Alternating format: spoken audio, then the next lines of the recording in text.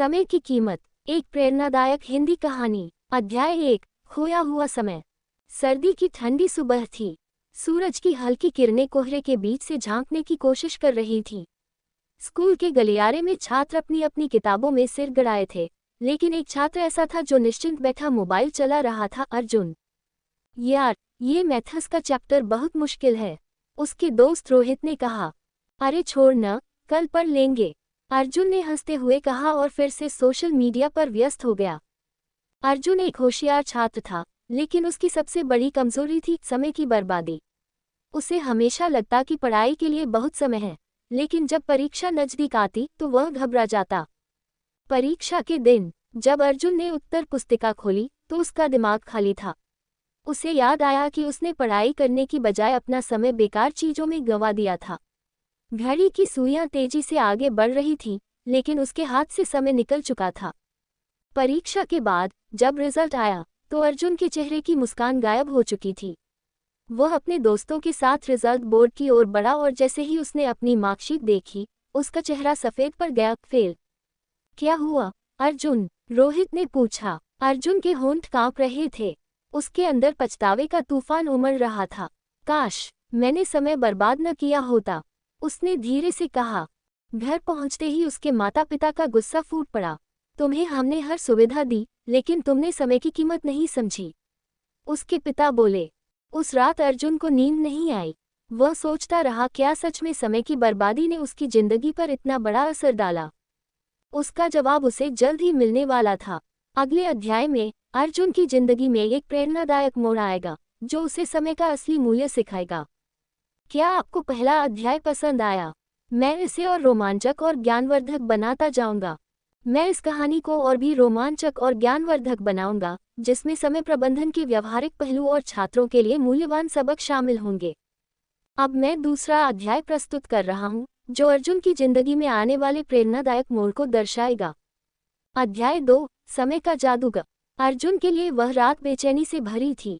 उसके मन में विचारों का तूफान चल रहा था। अगर मैंने समय को गंभीरता से लिया होता तो आज ये दिन नहीं देखना पड़ता, लेकिन अब पछतावे का कोई फायदा नहीं था। अगले दिन जब अर्जुन स्कूल पहुंचा तो उसने देखा कि स्कूल में एक विशेष सभा आयोजित की गई थी। मंच पर एक प्रभावशाली व्यक्तित्व खड़ा था, राघव सर, एक प्रसिद्ध समय प्रबंधन विशेषज्ञ और प्रेरक वक्ता। बच्चों, क्या तुमने कभी सोचा है कि दुनिया में सबसे कीमती चीज क्या है? राघव सर ने पूछा। पैसा, किसी ने जवाब दिया। ज्ञान, एक और आवाज आई। राघव सर मुस्कुराए, लेकिन फिर उन्होंने अपनी घड़ी उतारी और हवा में लहराई। ये घड़ी चलती रहती है, कभी किसी के लिए नहीं रुकती। जो इसका सम्मान करता है वह सफल होता है, जो इसे बर्बाद करता है वह खुद बर्बाद हो जाता है। अर्जुन ध्यान से उनकी बातें सुन रहा था।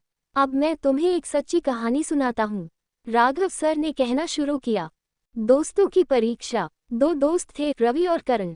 दोनों ने एक ही परीक्षा की तैयारी शुरू की, लेकिन रवि ने समय का सदुपयोग किया, जबकि करण हमेशा कहता, अभी बहुत समय है।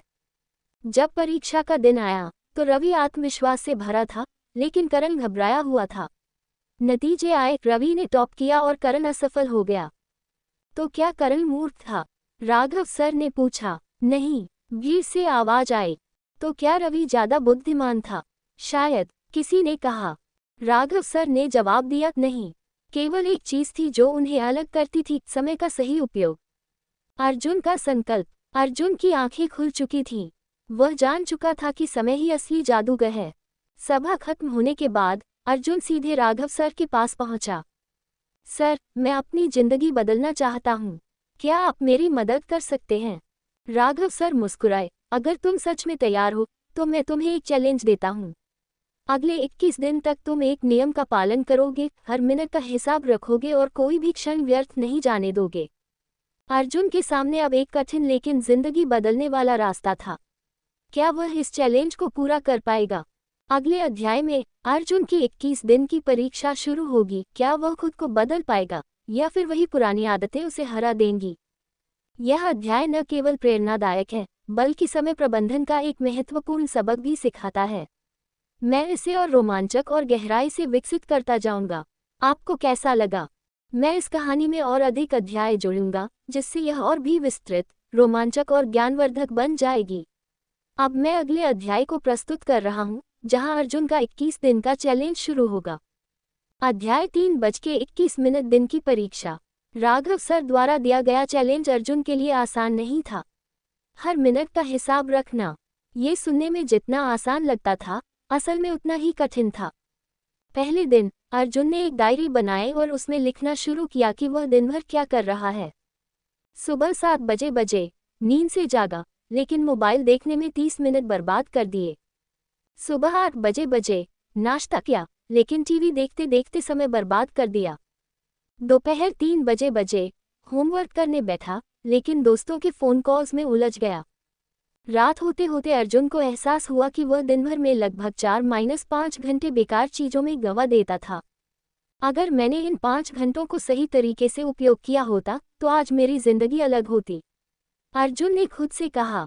नए नियम, नई शुरुआत। अर्जुन ने अगले दिन से कुछ सख्त नियम बनाए। सुबह जल्दी उठना और मोबाइल से दूरी बनाना। हर काम का एक टाइम टेबल बनाना। हर दिन कम से कम 2 घंटे गहन अध्ययन करना। रात में सोने से पहले पूरे दिन का विश्लेषण करना। पहले कुछ दिन कठिन थे। आदतें इतनी जल्दी नहीं बदलती। कई बार उसका मन सोशल मीडिया देखने का करता, कई बार दोस्तों के साथ मस्ती करने का मन होता, लेकिन हर बार उसे याद आता 21 दिन की परीक्षा। धीरे धीरे अर्जुन की आदतें बदलने लगी। उसका ध्यान केंद्रित होने लगा, पढ़ाई में रुचि बढ़ने लगी और सबसे बड़ी बात, वह समय का सम्मान करने लगा। लेकिन परीक्षा अभी बाकी थी।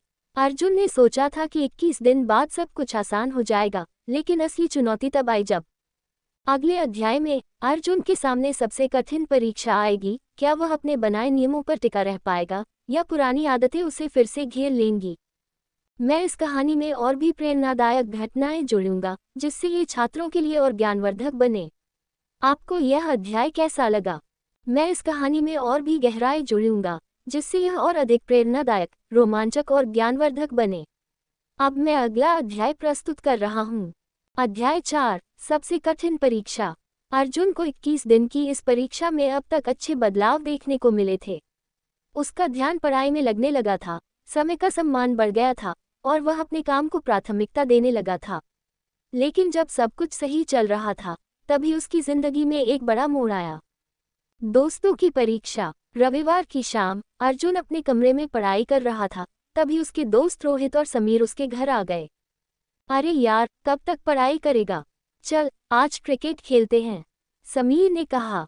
अर्जुन थोड़ी देर सोच में पड़ गया। उसे क्रिकेट खेलना पसंद था, लेकिन उसने खुद से वादा किया था कि वह अपना समय बर्बाद नहीं करेगा। नहीं यार, मुझे पढ़ाई करनी है, अर्जुन ने धीरे से कहा। अरे, एक दिन खेल लोगे तो क्या हो जाएगा, हम सब तो जा रहे हैं, रोहित ने जोर देकर कहा। अर्जुन के मन में उथल पुथल मच गई। अगर वह चला जाता तो उसकी मेहनत पर पानी फिर जाता, लेकिन अगर वह रुकता तो दोस्त उसे बोरिंग समझते। यही असली परीक्षा थी, खुद को नियंत्रित करने की। काफी सोचने के बाद अर्जुन ने फैसला लिया, अगर मैं अभी हार मान गया तो आगे भी अपने लक्ष्य से भटक जाऊंगा। उसने दोस्तों से कहा, यार तुम खेलो, मैं नहीं आ सकता, मेरे लिए अब समय की कीमत बहुत ज्यादा है। दोस्तों ने उसे बहुत मनाने की कोशिश की, लेकिन अर्जुन अडिग रहा। परिणाम, अर्जुन की इस दृढ़ता का असर दिखने लगा। कुछ ही दिनों में उसने अपनी पढ़ाई में इतनी पकड़ बना ली कि शिक्षक भी उसकी मेहनत को नोटिस करने लगे। वाह अर्जुन, तुम्हारे अंक लगातार बढ़ रहे हैं, ये बदलाव कैसे आया? गणित के शिक्षक ने पूछा। अर्जुन मुस्कुराया और बोला, मैंने सिर्फ एक चीज बदली, समय की कद्र करना सीख लिया। लेकिन अर्जुन की असली परीक्षा अभी बाकी थी, बोर्ड परीक्षा। अगले अध्याय में अर्जुन अपनी बोर्ड परीक्षा की तैयारी कैसे करता है? क्या वह अपने पुराने डर पर काबू पा पाएगा या फिर दबाव में आकर हार